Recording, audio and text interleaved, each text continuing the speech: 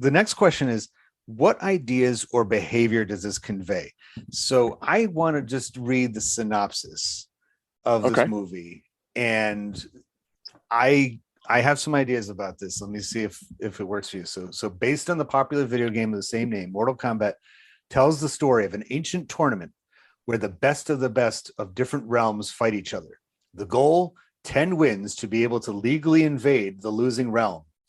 Outworld has so far collected 9 wins against Earthrealm, so it's up to Lord Raiden and his fighters to stop Outworld from reaching the final victory.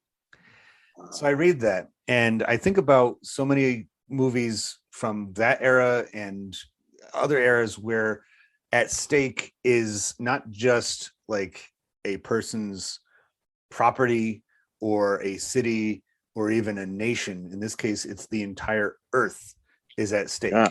Think about, the following year in movies, you had Independence Day, where once again, the entire globe is under the exact same threat simultaneously, and we have to unite to fight against a common thing. So the first thing that enters my mind is that in 1990s America, one of the big things that was, kind of just an accepted part of life was, global warming. Recycle, reduce, reuse, recycle. Make sure you throw your glass in this container and your plastic in that container. Don't litter, don't Captain pollute. Planet.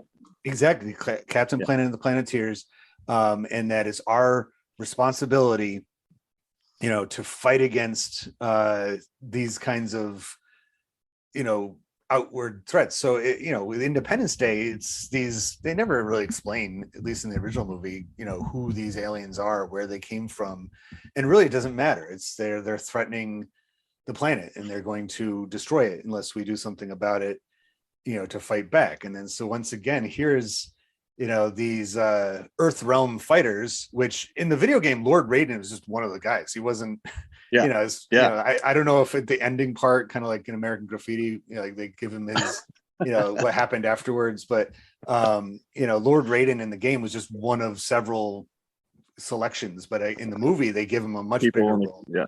And here's this, lightning god, that can shoot lightning out, and kind of like a storm, or I can't help but think that there is, even if they weren't intentionally doing that the reason why they came up with such high stakes, because Bloodsport had nothing to do with that. Bloodsport is like this underground fighting tournament that if you win, you're the champ, and that's it. Yeah. So what You're do you the think? toughest. Do you think I'm off the mark with that one, or do you think it's? I think, man. So like, I think we discussed like the game when it came out. There wasn't really a story, right? Yeah. The story was, this is a tournament, and that's because, like you said, the creators wanted it to be like Bloodsport. We just said Bloodsport was just, hey, you win this, you're the toughest guy on the planet, you're good to go. But Hollywood needs there to be some kind of risk, right? Mm-hmm. Risk reward winning, right? Like, I think even going back to the 80s and saying, with the Terminator movies, or even in the 90s, Terminator 2, right? Mm-hmm. Come with me if you want to live, right? I'm going to save you, because if I don't save you, the world is going to end as we know it. And now we have Raiden coming in, collecting his fighters. Come with me, fight this tournament, or else we're all going to die. Yeah. So it kind of that translates into the Hollywood norm that brought people to the movies.